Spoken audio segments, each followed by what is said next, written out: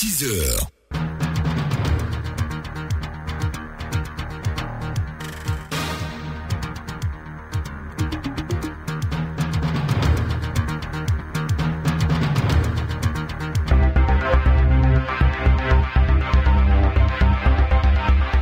Le journal magazine du dimanche au ses portes sur Radio Côte d'Ivoire. Au menu, le journal du mondial présenté par Ferdinand Kouakou à 6h15.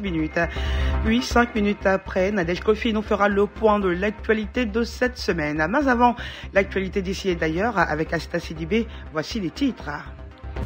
La Banque mondiale soutient le projet d'agriculture numérique. L'institution financière internationale vient d'octroyer 40 milliards de francs CFA pour aider les agriculteurs à recourir davantage au numérique. Le projet va concerner un peu plus de 6 millions d'exploitants. Le document unique de transport vient d'être lancé. Il s'agit d'un document obligatoire pour les transporteurs terrestres de marchandises. Ce document émane de l'Office ivoirien des chargeurs.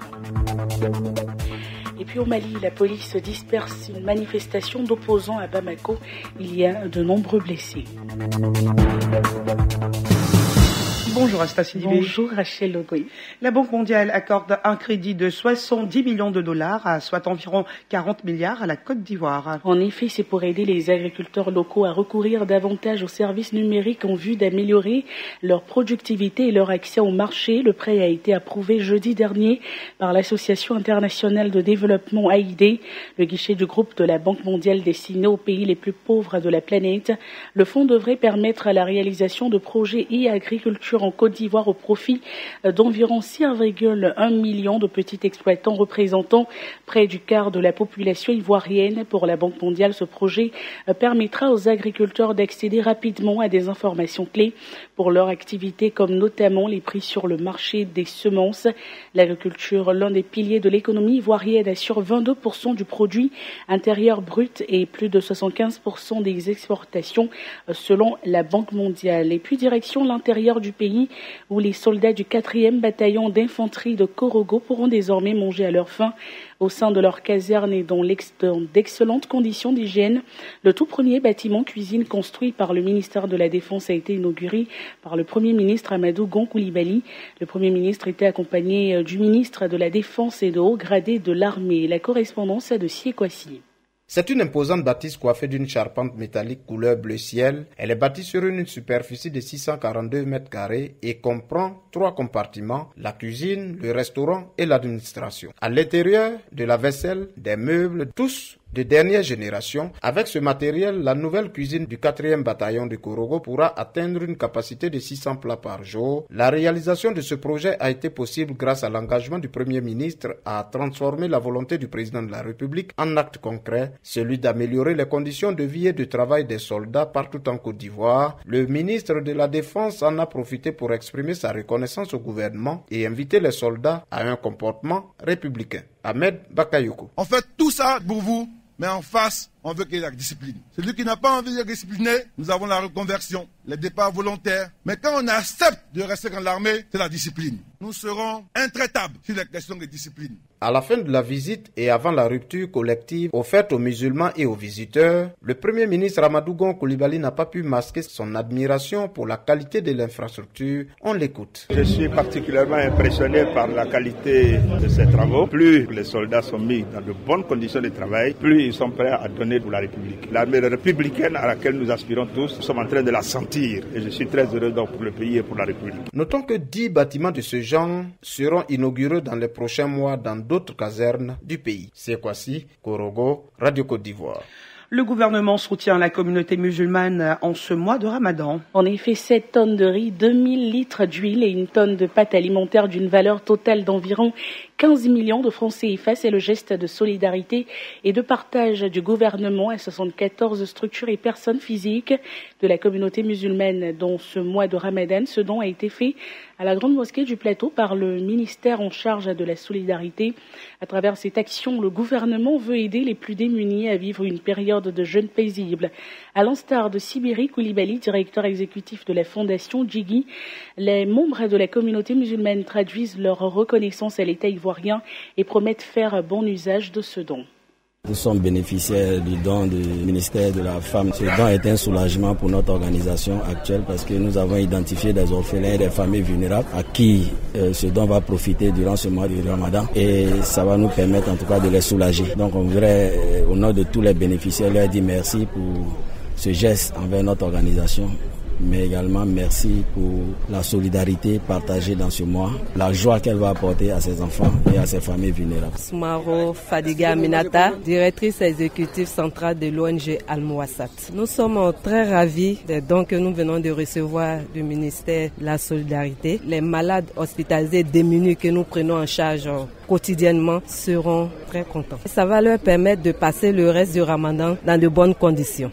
Et dans le même élan, le chargé de mission du président de la République de Côte d'Ivoire, Ouattara Lassina, dit l'ASPR a entamé une tournée pour la remise de plats chauds et kits alimentaires dans les différentes mosquées et centres sociaux du district d'Abidjan. Ces dons qui se font après la rupture de jeûne en début de soirée visent, selon le donateur, à soutenir et à partager le repas avec les musulmans dans ce moment de pénitence. Vous écoutez le journal présenté par Asta Sidibé sur Radio Côte d'Ivoire. Le ministère des Transports simplifie les procédures administratives pour les transporteurs routiers de marchandises de Côte d'Ivoire. C'est exact. Le document unique de transport vient d'être lancé pour remplacer la lettre de voiture nationale et internationale, sans oublier la feuille de route. Le lancement du DUT, qui est un document obligatoire pour les transporteurs terrestres de marchandises, est disponible et géré par l'Office ivoirien des chargeurs. Il existe aussi en version électronique et coûte 2500 francs CFA. On en sait un peu plus avec Timoko Diarasuba. Ce document est le fruit de 3 ans de travail du ministère des Transports et de ses partenaires internationaux. Le DUT est obligatoire pour tout transport routier de marchandises à l'intérieur et aux frontières du pays. Le transport constitue un levier pour l'économie ivoirienne. Il faut donc éviter que la lenteur administrative ne tue l'activité, précise Sidibé Issoufou, directeur de l'Office ivoirien des chargeurs. La mise en place de ce document unique de transport sur la base de la dématérialisation de la lettre de voiture permet aujourd'hui d'avoir un environnement beaucoup plus assaini. Il s'agissait pour nous, à travers cette opération, de gagner du temps, c'est-à-dire éviter aux transporteurs qui viennent se faire éditer le DUT, leur éviter de perdre du temps dans nos antennes et même au guichet de nos partenaires. Ce document unique de transport va régler les questions liées à la tarification, aux itinéraires, les tracasseries routières et la concurrence déloyale, de quoi à réjouir les transporteurs de marchandises de Côte d'Ivoire qui disent espérer que toutes ces préoccupations citées seront résolues avec l'avènement de ce document. Diaby Ibrahim, directeur général du Haut Conseil du patronat des entreprises routières de Côte d'Ivoire. Nous souhaitons que le coordonnateur de cette importante opération qui est l'OIC puisse prendre toute la mesure des enjeux de la mise en œuvre de ce document pour que et le secteur du transport routier et les populations et les chargeurs, tout le monde puisse véritablement trouver son compte. Le DUT concerne le transport pour compte propre ou transport privé et le transport pour compte d'autrui ou appelé transport public. Et sachez que l'ex-directeur général du FMI est en visite en Côte d'Ivoire. Il s'est rendu jeudi dans la capitale politique. Première escale, l'Institut national polytechnique au Fouet-de-Boigny. Michel Candessus a animé une conférence sur le thème « Défi de l'émergence pour la jeunesse africaine ». C'était en présence du vice-président et de quelques membres du gouvernement. Lutte contre la déscolarisation des jeunes filles. Des kits scolaires pour la rentrée prochaine ont été remis aux meilleurs élèves de Méagui. C'est une initiative dans le cadre du département. Objectif, inciter la jeune fille à s'intéresser à l'école. Sam Conan. Les meilleures élèves filles de Méagui n'ont pas de souci à se faire pour la rentrée scolaire 2018 et 2019. Pour ce qui concerne les fournitures scolaires, elles ont reçu des mains d'un fils de Méagui des kits scolaires comprenant des cahiers et des livres, le tout dans des sacs d'école. Zébré Suleiman, le donateur. Les responsables de l'éducation nationale à Méagui ont salué ce geste qui vient soulager les parents d'élèves, surtout la motivation des filles à aller à l'école. Des élèves visiblement heureuses de recevoir ce don, à l'image de leur porte-parole, Fataï Ayokan Afisiatou. Une initiative que Zébré Suleiman, le donateur, compte poursuivre pour encourager les jeunes filles à s'intéresser à leurs études. Samkouna Méagui, Radio Côte d'Ivoire. Les médiatrices de paix de Yopougon, en abrégé MEPI, ont décidé de sillonner tous les quartiers de la dite commune pour sensibiliser la population sur le bien fondé de la cohésion sociale. Elles ont eu le soutien de Dr Binaté Fofanen Amizata, représentant la ministre de la Solidarité, de la Femme et de la Protection de l'Enfant, qui a bien voulu saluer et encourager les médiatrices de paix de Yopougon pour cette mission noble qui s'inscrit dans la vision du gouvernement ivoirien et cher au président de la République. On va écouter Georgette Zamblier-Ballier, qui est la présidente de la Ligue africaine. Elle est au micro de nos reporters. Tout a commencé par d'abord une vision.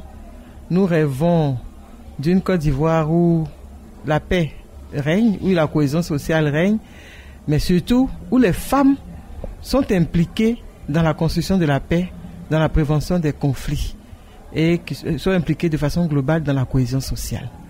Nous estimons que les femmes doivent exercer leur leadership pour rétablir la paix, pour être vraiment de vraies actrices de cohésion sociale.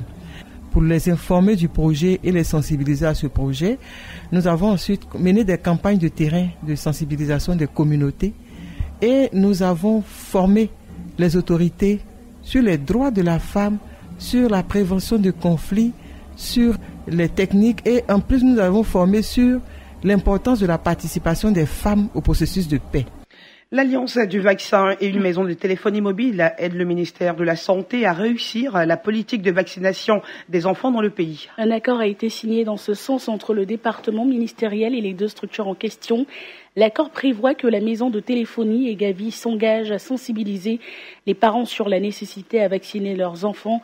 Les parents recevront donc des messages vocaux et des SMS pour leur rappeler les calendriers vaccinal de santé intitulé M-Vaccin. Ce projet sera exécuté sur 5 ans et pourra être étendu sur les territoires nationaux. Raymond Goudou-Kofi, ministre de la Santé et de l'Hygiène publique, on écoute. Nous avons parfois des perdus de vue, simplement parce que les parents oublient que le moment du rappel des vaccinations est arrivé. Et je pense qu'avec ce système de M-Vaccin, nous allons avoir moins de perdus de vue et nous allons faire en sorte aujourd'hui d'avoir, déjà des efforts sont faits, d'avoir une excellente couverture vaccinale au niveau du territoire ivoirien. Donc M-Vaccin va combler ce gap, cette possibilité et je me réjouis en tout cas de ce partenariat tripartite. Dans le reste de l'actualité au Mali, la police disperse une manifestation d'opposants à Bamako, des blessés. En effet, ce samedi, les forces de l'ordre sont intervenues dans plusieurs secteurs de la capitale malienne et ont tué dans l'œuf ce qui apparaissait comme une démonstration de force des opposants à l'approche de la présidentielle de juillet prochain, malgré l'interdiction de manifester en raison de l'état d'urgence en vigueur. Voici, c'est tout pour le journal. Asta Sidibé, vous nous rappelez les titres. La Banque mondiale soutient le projet d'agriculture numérique. L'institution financière internationale vient d'octroyer 40 milliards de francs CFA pour aider les agriculteurs à recourir davantage au numérique. Le projet va concerner un peu plus de 6 millions d'exploitants. Le document unique de transport vient d'être lancé. Il s'agit d'un document obligatoire pour les transporteurs terrestres de marchandises. Ce document émane de l'Office ivoirien des chargeurs. Et puis au Mali, la police disperse une manifestation d'opposants à Bamako. Il y a 8 des blessés.